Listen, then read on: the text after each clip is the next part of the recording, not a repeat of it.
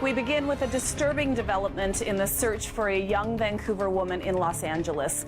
Nearly 3 weeks after Elisa Lam went missing, a body has been found in a water tank on the roof of her hotel. She entered the elevator and never came out. What really happened to Elisa Lam? If you're ready to uncover one of the internet's most chilling mysteries, smash that like button and subscribe with the bell icon for more cases that will haunt your dreams. On February 19th, 2013, a maintenance worker at the Cecil Hotel in downtown Los Angeles made a discovery that would shock the world.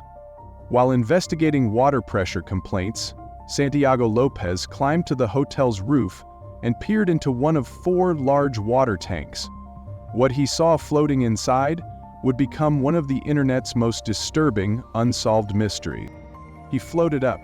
She was white like a ghost, Lopez would later recall.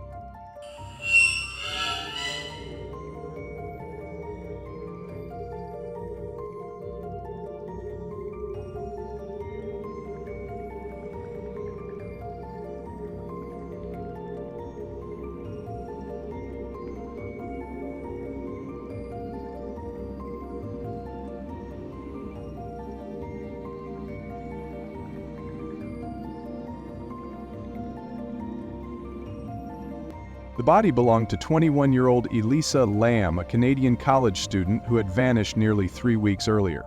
But her death wasn't just tragic, it was impossible to explain. Elisa Lam was born in Vancouver to parents who had immigrated from Hong Kong. A bright student at the University of British Columbia, she was known by classmates as friendly and outgoing. But beneath the surface, Elisa struggled with bipolar disorder and depression. She documented her mental health journey on her blog, writing candidly about relapses that forced her to drop classes. "You're always haunted by the idea you're wasting your life," she wrote, quoting author Chuck Palahniuk. Words that would prove eerily prophetic. You know, it's a woman in her 20s. This is what it looks like at the Cecil Hotel in LA. You can see officials surrounding a water tank. This morning, someone complained about the water pressure at the hotel. When a worker went to investigate, he found the body inside. 21-year-old Elisa Lam went missing on January 31st. She'd been staying at the Cecil. This surveillance video shows the UBC student acting strangely the night she went missing. Once again, the LAPD saying the body has just been recovered. The coroner now has it, so at this point, it's the coroner's case until the person's identified and we know the cause of death. So this means we don't know how this woman died or if this is foul play, and those answers may take a few days. Tamara? All right, thanks a lot for this, Sinjin. Elisa had been prescribed multiple medications, including lamotrigine and quetiapine, but she had a troubling history of not taking them consistently. This pattern had previously led to hallucinations so severe that she would hide under her bed and required hospitalization. In January 2013, Elisa embarked on a solo trip along the California coast. She traveled by Amtrak and bus, visiting San Diego Zoo and posting cheerful photos on social media. On January 26th, she arrived in Los Angeles and 2 days later, checked into the Cecil Hotel, a decision that would seal her fate. The Cecil wasn't just any hotel. Built in 1924 near LA's Skid Row, it had earned a sinister reputation over decades. Serial killers Richard Ramirez and Jack Unterweger had both stayed there. The hotel had seen countless suicides, overdoses, and mysterious deaths. Some floors housed transient residents, while others accommodated tourists like Elisa. From the moment she arrived, Elisa's behavior became increasingly erratic. She was initially placed in a shared room, but her roommates complained about odd behavior. Hotel manager Amy Price later revealed that Elisa was leaving threatening notes, saying "go home" and "go away," and had locked her roommates out, demanding passwords for entry. You know, it's not exactly a safe neighborhood, and to go out at night, you kind of have to know the neighborhood, really watch her back, and I think it's unfortunate she probably didn't know what kind of neighborhood she was in. Elisa was moved to a private room, but the strange incidents continued. She attended a taping of Conan O'Brien's show, but was escorted out by security for disruptive behavior.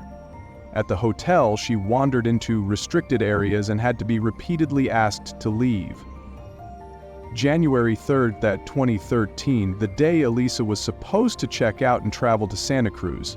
She spent her final known hours at the last bookstore, cheerfully buying gifts for her family. Store manager Katie Orphan remembered her as outgoing, very lively, very friendly. But Elisa never checked out. She never called her parents, breaking a daily routine they had maintained throughout her trip. When her parents couldn't reach her, they immediately contacted the Los Angeles Police Department. Elisa Lam was officially reported missing. LAPD launched an extensive search. Investigators found Elisa's room, already cleaned by housekeeping, but all her belongings remained: computer, wallet, medications. The room was messy but showed no signs of foul play or drug use. Scent tracking dogs were brought in to search the entire hotel, including the basement and roof. The dogs traced Elisa's scent from her fifth-floor room to a large window overlooking the street, a window that led to the hotel's fire escape. Detectives began the painstaking process of reviewing hundreds of hours of surveillance footage from the hotel's security cameras. What they found would change everything. The footage was captured on January 31st, the day Elisa disappeared. In the grainy security video, she enters an elevator alone and immediately begins acting strangely. She presses multiple buttons, peers nervously into the hallway, then steps out of the elevator while the doors remain open. Most disturbing of all, Elisa appears to be communicating with someone or something that isn't visible on camera. She makes unusual hand gestures, hides in the corner, and seems genuinely frightened. The elevator doors stay open for the entire duration, closing only after she finally exits and doesn't return. On February 13th, nearly 2 weeks after Elisa's disappearance and with no new leads, police made the fateful decision to release the elevator footage to the public. The video exploded across the internet, accumulating millions of views within days.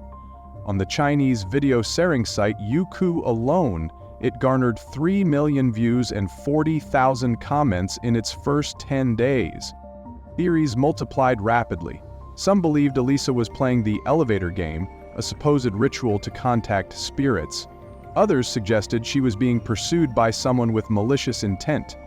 Paranormal enthusiasts claimed she was interacting with supernatural forces, given the Cecil Hotel's dark history.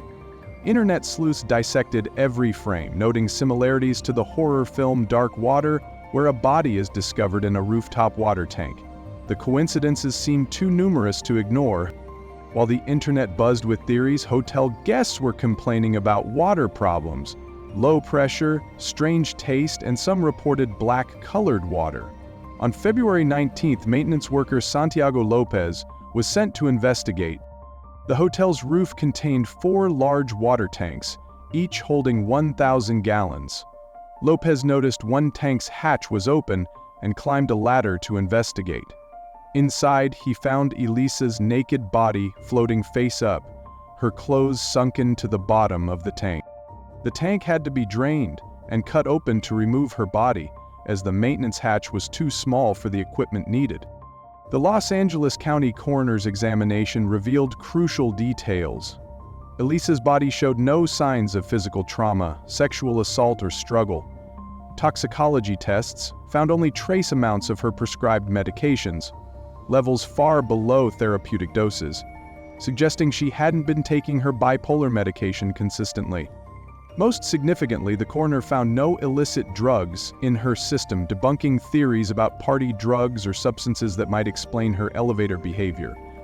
On February 21, 2013, the coroner ruled Elisa Lam's death an accidental drowning, with bipolar disorder listed as a significant contributing factor. Investigators theorized that during a psychotic episode, Elisa used the fire escape to reach the roof, climbed into the water tank seeking a hiding place, and was unable to escape. The open hatch, they suggested, indicated she had jumped in voluntarily but couldn't climb out. Without her medication, her judgment was severely impaired, leading to this tragic accident. Despite the official ruling, questions remain. How did someone experiencing a psychotic episode navigate the complex route to the roof and water tanks? Why didn't the hotel's alarm system activate? How could she close the heavy tank lid from inside, though investigators noted it was found open? The case has inspired countless documentaries, films, and theories. Netflix's Crime Scene, The Vanishing at the Cecil Hotel, brought renewed attention to the mystery, while the internet continues to debate what really happened in those final moments. Elisa Lam's death remains one of the most haunting unsolved mysteries of the digital age.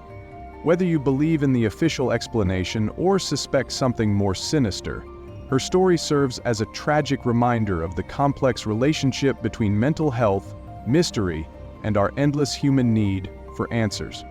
The Cecil Hotel has since closed, but Elisa's story lives on, a chilling reminder that sometimes the most disturbing mysteries are found not in fiction, but in real life. If this case fascinated you as much as it did us, make sure to like this video and subscribe to our channel for more deep dives into the world's most perplexing mysteries. Ring that notification bell so you never miss an upload. And let us know in the comments, what do you think really happened to Elisa Lam?